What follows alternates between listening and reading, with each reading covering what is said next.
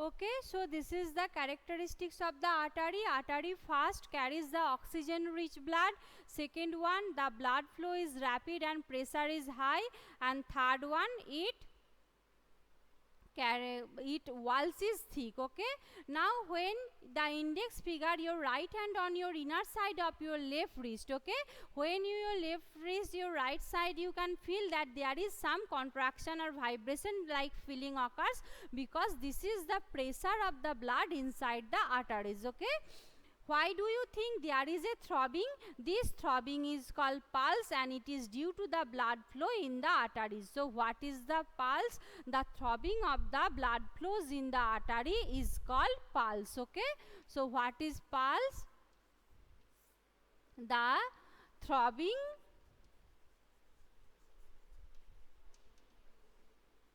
of blood flows in the arteries is called pulse. It is due to the blood flowing in the arteries. Count the number of pulse beat in a minute. Okay, so you can count how many pulse beat you can count in a minute. That is your pulse rate. So how many pulse beat could you count? The number of beats per minute is called pulse rate. So what is pulse rate? The number of the beats per minute, pulse rate.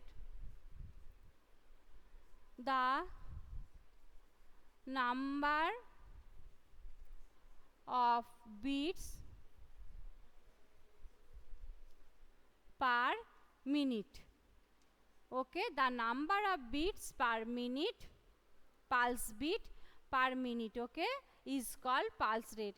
A resting person usually has a pulse rate between 72 to 80 beats per minute. So a normal resting person, adult person's pulse rate, what is the pulse rate of a normal person?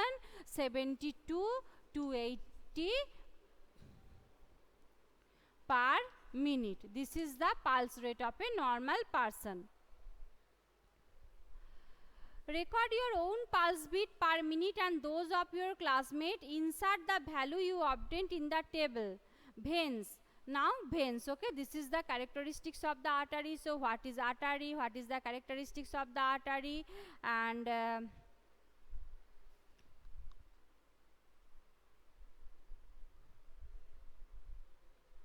Tomojit, stop calling. Why are you calling continuously?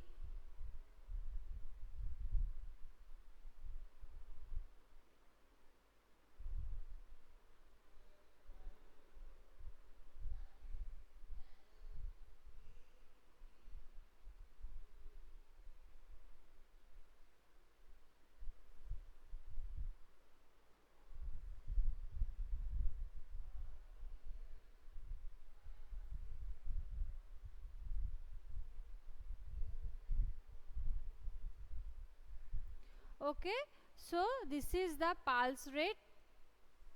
And what is the characteristics of the veins? Now move to the veins. So difference between arteries and vein you can write down from their characteristics. Vein obviously opposite to the artery, that is veins are the vessels which carry carbon dioxide rich blood from all parts of the body to back to the heart. The veins have thin walls. There are valves present in veins which allows blood to flow only towards the heart. Okay, so valves means there is cap like structure is present or cover like structure is present that form a unique path to flow the blood. Okay, just in one direction, not blood flows in that direction or that direction. Okay, if it flows in one direction, so keep flowing in that direction. If it flows in direction, so it can flows in that direction. Okay, so this one way pathway is maintained by the presence of the valve in the vein. So valve is present in vein, not in artery. Okay, so this is the characteristics of the vein, that is contains CO2 rich, carbon dioxide rich blood from body to heart. Second one,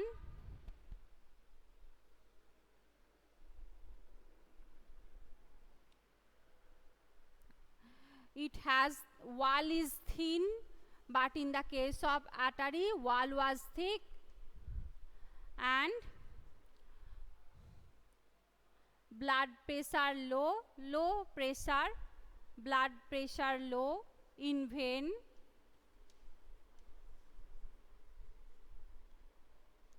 low, and valve is present. Okay, valve is present which maintain the pathway of the blood flows. So these are the characteristics of the vein and arteries, and you can say that the difference between arteries and vein, the arteries that contains the the oxygen rich blood, veins carries oxygen rich blood from heart to different parts of the body. In the case of the vein carries carbon dioxide rich bloods from different parts of the body to heart. Second one, the artery wall is thick, the veins wall is thin. Third one, artery contain high blood pressure, vein contains low blood pressure. Fourth one, valve is present in the vein, valve is absent in the artery. Okay, so these are the main characteristics of the veins and arteries. So there is the schematic diagram of the circulatory system, lungs, and there is the exception both in the pulmonary artery and pulmonary vein. Okay, pulmonary vein carry oxygen rich blood, pulmonary artery carries carbon dioxide rich blood. Okay, exception that pulmonary and umbilical means the artery or vein which attach the baby with their mother. Okay, so umbilical artery and umbilical vein and pulmonary artery and pulmonary vein are the exception.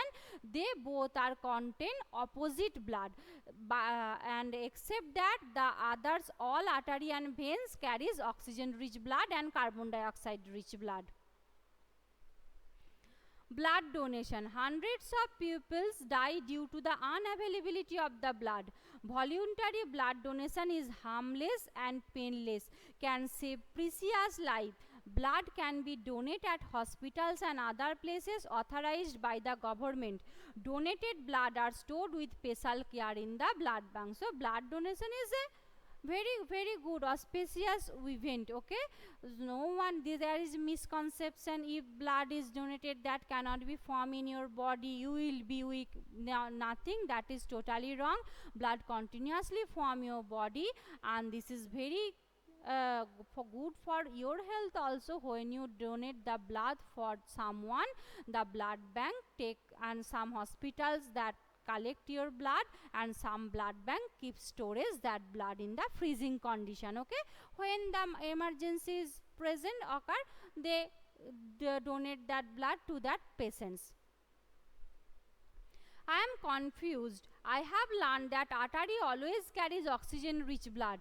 Vaheli explained that pulmonary artery carries blood from the heart, so it called an artery, not a vein. It carries carbon dioxide blood to the lungs. Pulmonary vein carries oxygen rich blood from the lungs to heart. So there is the exception, that is pulmonary artery and pulmonary veins. Pulmonary artery carries carbon dioxide rich blood, and pulmonary veins carries oxygen rich blood. Referring to figure, do you see that artery is divided into smaller vessels that reaching the tissue, they divided further extremely into the tubes called capillaries. These capillaries join to form the veins into the empty heart. So where there is some places where the veins and arteries join together, and there is some network like structure will be formed. Okay, and that is called capillaries. So three types of the blood vessels: arteries, veins, and capillaries. Okay, so when the arteries completed and vein will be start to form, there is some network like structure form. This part is called capillaries. The heart, the structure of heart. Heart is an organ which beats continuously. Okay, and to act as the pump for the transport of blood which carries other substances with it. So heart is an continuously pumping machine, one type of that pump automatically to spread the blood throughout the body. Okay, so this is the main function of the heart, and this is the speciality of the heart, that it can carry oxygen rich blood to the all parts of the body, and it automatically rhythmic contraction occurs in the heart. Okay, imagine a pump working for years without stopping. Absolutely impossible. Yet your heart works like a pump non-stop. Let us now learn about that. So you know that pump or motor pump, anything is present in everyone's house. That pumps never continuously do not give their services. Sometimes it may be some mechanical fault, some time of some default occurs, so it can stop their work. But heart is one type of pump that never stop. If heart is stopped to contracts, we will be finished. Okay, so this is the main characteristics of the heart. They never get tired. Okay, they continuously pump and continuously spread the oxygen rich blood to the different parts of the body. Imagine a pump working for years without stopping. Absolutely impossible. Yet your heart works like a pump non-stop. Let us now learn about the heart. The heart is located in the chest cavity with its lower tip slightly tilt toward the left. Okay, so heart is just left side, some tilt, some curved position, not straight position. In your left side, some curved position, the heart is present. Hold your fingers inwards in your palm, that makes your fist. Your heart is rightly just your fist. So the heart structure, what is your heart size, that you can measure by your fist. Fist means muthi. Okay, when you keep your fingers in your palm, and this is the structure of the left hand, this is your structure or size of your heart that present the left side of your chest. Okay, and in some tilt position, not straight position. What will happen if the blood rich in oxygen and blood rich in carbon dioxide mix with each other?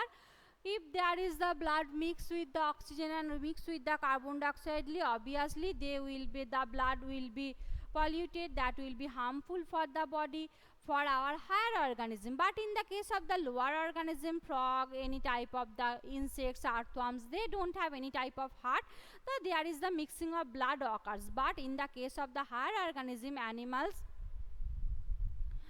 so these are their heart, are there is some partition is present that cannot give the chance to mix the two types of the bloods. Okay, so the chambers, the mix it to avoid the form happening, the heart has 4 chambers. 2 upper chambers are called atria and 2 lower chambers are called ventricles. Okay, so atria or ventricles are the atrium and ventricles. So the 4 chambers of the heart. So why the oxygen and carbon dioxide rich blood cannot get mixed inside the heart? Because heart has the 4 chamber, that is 2 atrium and 2 ventricle, and they are partitioned by the wall. So that's why the 2 types of blood never get mixed inside the heart. 4 chamber, that is 2 Akash, stop talking. 2 atrium, you are coming too early. Where are you? 2 ventricle. Your class will be finished within 2 minutes. So 2 upper chambers are called atria, and heart, you know that this type of structure.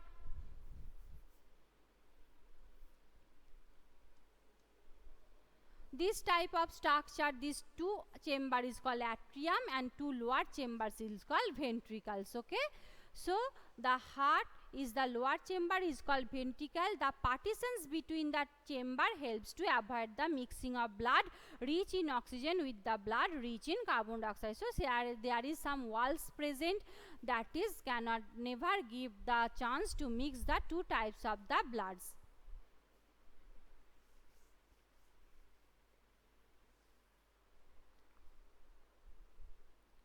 To understand the functioning of the circulating system start from the right side of the heart and flow the arrows. These arrows show the direction of the flow from the heart to lungs and back to the heart from where it is pumped to the rest of the body.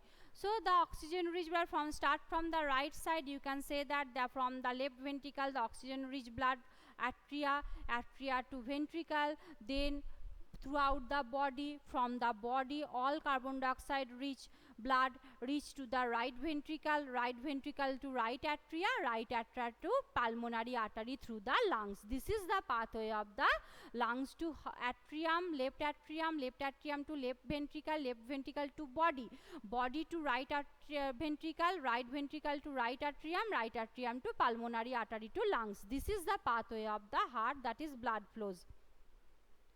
The walls of chambers of heart are made up of muscles. Okay, these muscles contracts and relax rhythmically. So you know that this is the unique characteristics of the heart, that the walls of the heart contracts and relax automatically. Remember that heartbeats continue every moment of our life. If you place your hand on your left side of your chest, you can feel your heartbeat. So when you keep your hands on your left side of your chest, you can feel that there is some contraction and relaxation occurs, and that is the throbbing of the heartbeat. The doctor feels your heartbeats with the help of an instrument that is called stethoscope. So by which instrument you can measure the heartbeats? Stethoscope. Okay. A doctor uses a stethoscope as a device to amplify the sound of the heart. It consists a chest piece that carries a sensitive diaphragm, two earpiece and a tube joins to the parts. Doctors can gauge about the condition of your heart by listening through a stethoscope. Okay. So you can, what is the stethoscope? There is a device that doctor can amplify or helps to listen the heartbeat. So this is up to for the today. We will continue the rest of the part in my next class. Thank you very much everyone. Bye everyone.